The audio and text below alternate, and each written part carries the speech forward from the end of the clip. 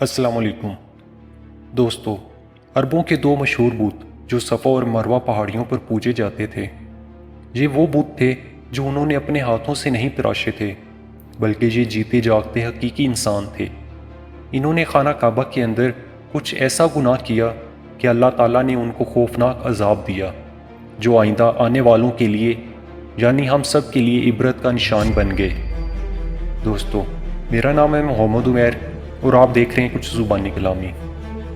جب سے خانہ کعبہ تعمیر ہوا تب سے لے کر اب تک جس نے بھی بیت اللہ کی بے حرمتی کی یا کوشش کی گئی تو اللہ تعالیٰ نے ان پر ایسے عذاب نازل کیے کہ وہ رہتی دنیا تک عبرت کا نشان بن کر آ گئے، چاہے وہ اپنے وقت کا بادشاہ ابراہا اور اس کے ہاتھیوں کا لشکر ہی کیوں نہ ہو۔ تاریخ ایسے واقعات سے بھری پڑی ہے کہ جنہوں نے بیت اللہ کی بے حرمتی کی اور ان کو اللہ تعالیٰ کے عذاب نے برباد کر دیا۔ انہی میں سے ایک واقعہ اصاف و نائلہ ہے۔ اصاف بن جالہ اور نائلہ بنت زید دراصل قبیلہ بنی جرہم کے ایک مرد و زن تھے۔ نائلہ ایک خوبصورت اور حسین لڑکی تھی جو یمن کے ایک قبیلے میں رہا کرتی تھی اور اپنے حسن کی بہت زیادہ نمائش کیا کرتی تھی۔ فحش لباس پہن کر گھر سے نکلتی تھی۔ اس قبیلے کے نوجوان اس کے حسن اور لباس کی وجہ سے اس کے پیچھے پیچھے چلتے تھے۔ ہر کوئی اس سے تعلق استوار کرنے کا خواہش مند تھا۔ انہی میں سے اس قبیلے کے سردار کا بیٹا بھی شامل تھا جس کا نام اصاف بن جالہ تھا۔ ان دونوں کو ایک دوسرے سے محبت ہو گئی، یعنی اصاف اور نائلہ میں، اور یہ محبت بعد میں شیطانیت میں بدل گئی۔ ان کی آپس میں ناجائز تعلقات قائم ہو گئی۔ جب ان دونوں کے گھر والوں کو اس کا علم ہوا تو وہ ان کے خلاف ہو گئے، جس وجہ سے ان کے ملنے پر پابندی لگا دی گئی۔ ایک دفعہ بنی جرہم کا ایک قافلہ حج کرنے کے لیے مکہ کی طرف روانہ ہوا تو اصاف اور نائلہ بھی اس قافلے کے ساتھ ہو لیے۔ قافلہ مکہ پہنچا اور حج کے ایام تھے۔ ایک روز کا واقعہ ہے کہ کعبہ میں لوگوں کی تعداد بہت ہی کم تھی اور آس پاس کوئی موجود نہیں تھا، اور شیطان ان دونوں پر ایک بار پھر سے حاوی ہو گیا اور شیطان ان کو بہلا پھسلا کر بیت اللہ میں داخل کروا دیا اور وہ دونوں بیت اللہ میں زنا کرنے لگے۔ اللہ کی پناہ! ان کی اس حرکت اور کعبہ کی بے حرمتی پر زمین اور آسمان کانپ اٹھا اور اللہ تعالیٰ کی طرف سے ان پر عذاب نازل ہو گیا۔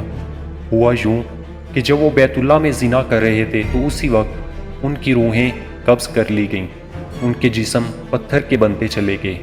یہ منظر انتہائی خوفناک تھا۔ اس دن دو انسان پتھر کے بن چکے تھے۔ بعد میں جب بنی جرہم کے لوگ کعبہ کے قریب آئے اور بیت اللہ کے دروازے کو کھولا گیا تو وہ دونوں برنہا حالت میں پتھر کے بنے کھڑے تھے۔ وہ سمجھ گئے کہ خبیث اللہ کے گھر میں کس جرم کے مرتکب ہوئے ہیں۔ لوگوں نے ان کے مجسمے کو اٹھایا اور بیت اللہ سے باہر لا کر زمین پر رکھ دیا تاکہ یہ باقی لوگوں کے لیے عبرت کا نشان بنے رہیں۔ کچھ دن گزرنے کے بعد مکہ کے لوگوں نے اصاف کے بت کو اٹھا کر کوہ صفا کے مقام پر رکھ دیا اور نائلہ کے بت کو اٹھا کر کوہ مروہ کے مقام پر رکھ دیا۔ یہ وہی مقام ہے جہاں حج کا ایک اہم رکن ادا کیا جاتا ہے۔ حضرت بی بی ہاجرہ کی یاد میں جب انہوں نے ان پہاڑیوں کا 7 دفعہ چکر لگایا، حضرت اسماعیل کے لیے پانی تلاش کرتے ہوئے، جب حضرت اسماعیل علیہ السلام ایک شیرخوار بچے تھے، ہم مسلمانوں کے لیے اسلام آنے کے بعد اور حج فرض ہونے کے بعد حج کا ایک اہم رکن بنا دیا گیا۔ دوستو، جب اصحاب اور نائلہ کے بت کو صفا مروہ پر رکھا گیا اور سزا کے طور پر جو بھی صفا اور مروہ کی پہاڑیوں پر جائے وہ ان کو ایک ایک جوتا مارے، اور یہ سلسلہ کئی نسلوں تک جاری رہا۔ پھر لوگوں نے ان کو جوتوں کی بجائے تھپڑ مارنے شروع کر دیے، اور کچھ نسلوں بعد لوگ ان کو صرف ہاتھ لگایا کرتے تھے، اور وقت کے ساتھ ساتھ لوگ ان کی اصلیت کو بھولتے گئے اور ان کی تعظیم کرنے لگے۔ اور ایک وقت ایسا بھی آیا کہ عربوں نے جاہلیت کی انتہا کرتے ہوئے ان کو محبت کی علامت قرار دینا شروع کر دیا، اور پورے عرب میں ان کی محبت کی داستانوں کے قصے مشہور ہونا شروع ہو گئے، اور بعد میں ان کو محبت کی دیوی اور دیوتا قرار دیا گیا۔ 5ویں صدی تک اصاف اور نائلہ کے بتوں کو عرب کے بڑے بتوں میں شمار کیا جاتا تھا، جن کے آگے لوگ سجدہ کیا کرتے تھے اور قربانی بھی چڑھاتے تھے۔ حضرت زید بن حارث رضی اللہ تعالیٰ عنہ بیان کرتے ہیں کہ زمانہ جاہلیت میں جب مشرکین مکہ بیت اللہ کا طواف کیا کرتے تھے تو وہ صاف و نائلہ کے ان بتوں کو چھوتے تھے۔ ایک دفعہ میں رسول اللہ صلی اللہ علیہ وآلہ وسلم کے ساتھ بیت اللہ کا طواف کر رہا تھا، لہٰذا جب میں ان بتوں کے پاس سے گزرا تو ان کو میں نے چھوا۔ اس پر آپ صلی اللہ علیہ وسلم نے مجھ کو ان بتوں کو چھونے سے منع کیا۔ میں نے اپنے دل میں کہا کہ چھونے سے ہوتا کیا ہے، اس لیے میں نے دوبارہ ان کو چھوا۔ آپ صلی اللہ علیہ وآلہ وسلم نے دوبارہ مجھے سختی سے منع کرتے ہوئے فرمایا کہ میں نے تم کو منع نہیں کیا تھا۔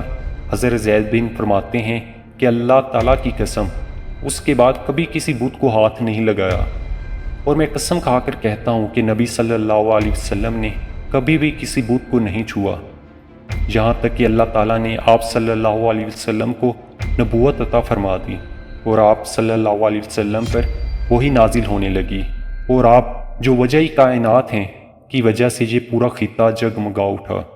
آپ صلی اللہ علیہ وسلم نے دعوت و تبلیغ کا کام شروع کیا۔ 10 ہجری میں جب اللہ تعالیٰ نے دین اسلام کو غالب کیا اور حضرت محمد صلی اللہ علیہ وآلہ وسلم نے مکہ فتح کیا تو آپ حرم شریف میں داخل ہوئے، اور آپ نے حضرت علی رضی اللہ تعالیٰ عنہ کے ساتھ مل کر تمام چھوٹے بڑے بتوں کو توڑ ڈالا۔ آپ صلی اللہ علیہ وسلم بت توڑتے جاتے اور فرماتے جاتے کہ حق آ گیا اور باطل مٹ گیا۔ بے شک باطل نے مٹ جانا ہی تھا، یہاں تک کہ خانہ کعبہ تمام بتوں سے پاک ہو گیا۔ پھر آپ صلی اللہ علیہ وسلم صفا اور مروہ پر تشریف لے گئے اور اوصاف اور نائلہ کے بتوں کو اپنے مقدس ہاتھوں سے توڑ ڈالا۔ لوگوں نے اوصاف و نائلہ کے بتوں کو عبرت کے طور پر صفا اور مروہ پر رکھا تھا، لیکن وقت کے ساتھ ساتھ لوگوں نے ان کو پوجنا شروع کر دیا اور اس زنا کے شرمناک ترین کام کو محبت کی مثال بنا کر پیش کرنے لگے۔ عربوں نے بجائے ان پر لعنت کرنے کے ان کو داستان عشق بنا دیا۔ اسی طرح آج کے دور میں بھی یہی کچھ حالات نظر آتے ہیں، جہاں اگر کوئی شخص کوئی سنگین جرم کرے تو لوگ اسے ہیرو کی طرح بطور نمونہ پیش کرتے ہیں۔ فریڈم، آزادی خیال اور لبرلزم کے نام پر ہر طرح کی خباثت اور برائی کو خوبصورت انداز میں پیش کیا جاتا ہے۔ اللہ تعالیٰ سے دعا ہے کہ وہ ہمیں ہر طرح کے فتنے اور خباثت سے محفوظ رکھے۔